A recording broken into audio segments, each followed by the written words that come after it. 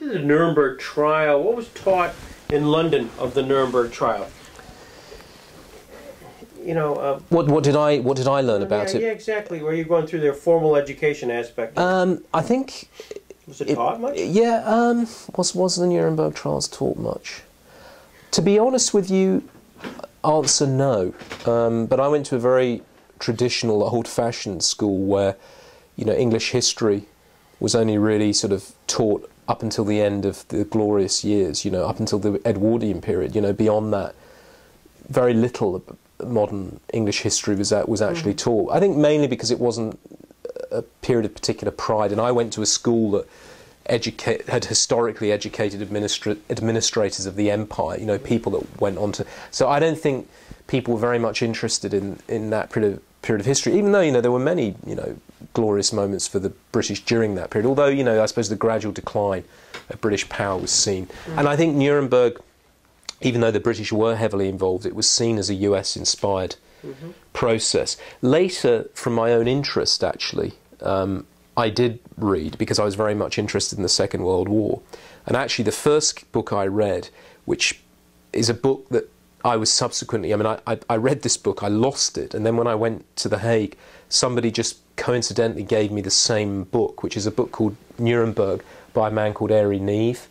Have you read it? Yeah, I mean, it's actually a very good book. I mean, it's a very easy read on it. You know, and Harry Neve, I mean, was a man who I remembered, you know, very distinctly as a, you know, how old was I when he was killed? I was 15. He was killed in 19...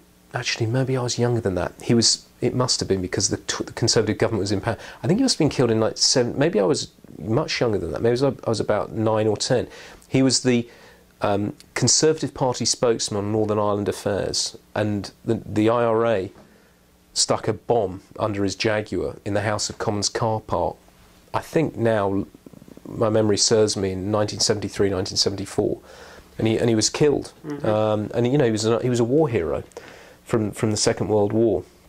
He'd served in the infantry. Interestingly, I mean, the thing I love about that book, which you'll remember, is the beginning of the book, because he goes to stay with a German family in the 1930s. You know, he's from a very privileged family in the UK, public school boy, and he goes to Germany, and he ends up marching down Unter den Linden with this boy who's, you know, a member of the Hitler Youth, and he's there, you know, as a 16-year-old, you know, marching, and they're all, you know, they used to carry these sort of torches, and they're all marching, and Hitler gives a speech to these kids, and I mean, Hitler's quite far away, doesn't, you know, and Harry Neve can't see him, but they can hear him, and he said, you know, even as a 16-year-old, I sensed that there was something very wrong with what was going on in Germany. And then, of course, he goes back to the UK, then the war starts, he enlists in the infantry, fights through the war, and then at the end of the war, because he's a trained barrister, he's sent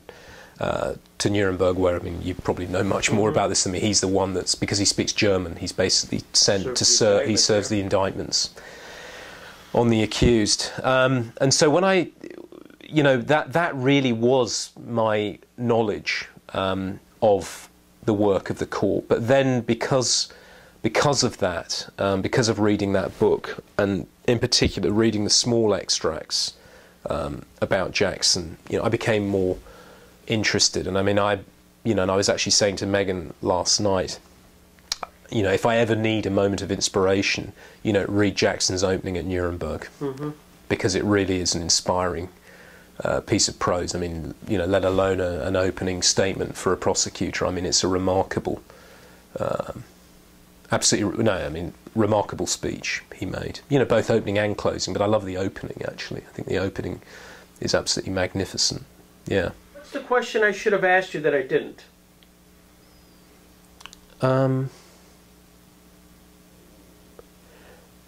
Yeah, the question that people often ask me is, how on earth could you do defence work when you'd prosecuted for so long?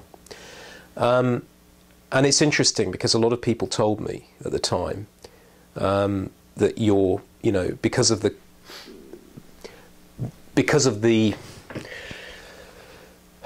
let me put this carefully, because of the moral platform on which many of these prosecutions take place. They said it will be very, very difficult for you to ever get back to prosecution work. And I actually disagreed. I said, I actually think doing defence work will be the making of my career. Because I think one of the difficulties of prosecution work in the modern era of international criminal law is that there aren't enough prosecutors with defence experience. And whilst, you know, there's a great sort of moral force behind these prosecutions and a need to convict individuals, we also have to ensure that trials are fair.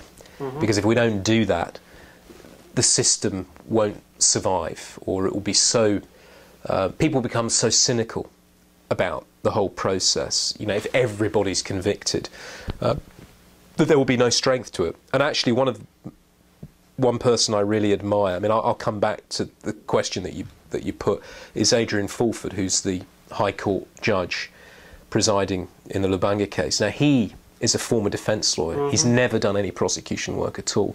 And in fact, the ICC is very fortunate to have him presiding in the first case, because what he's doing is he's building all of the fair trial guarantees into the trial process in a very, very strong and constructive way, so that future cases that are heard there will actually enjoy the fruits of that legacy that he will leave behind, even though there's been immense criticism of that case and the fact that it stopped, had started and stopped and started. And I think there are things that need to be examined in that case that haven't been done particularly well.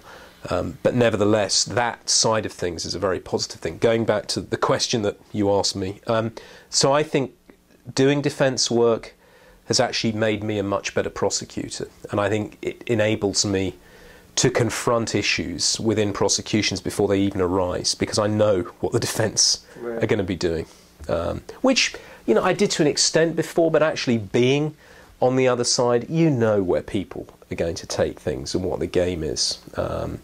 So that's been an immensely useful experience for 2 years, and I think has made me grow as a lawyer very much so, and has also, I think, made me more objectively examine my own decision-making process. And I think there is a tendency in this line of work for sort of self-congratulation, and I think one has to be very careful about that, because after all, you know, these are criminal trials like any other, and a prosecutor is an officer of the court like any other prosecutor in any small domestic court. You have the same obligations, the same duties. You need to make sure that things are done properly, and you need to make sure that's done in advance of a trial, so that you don't suffer the consequences of things not being done properly in terms of preparation, you know, being exposed in trial, which is not a good place to be at all. Yeah. Great. Okay. I've taken up a lot of your time. No, it's interesting.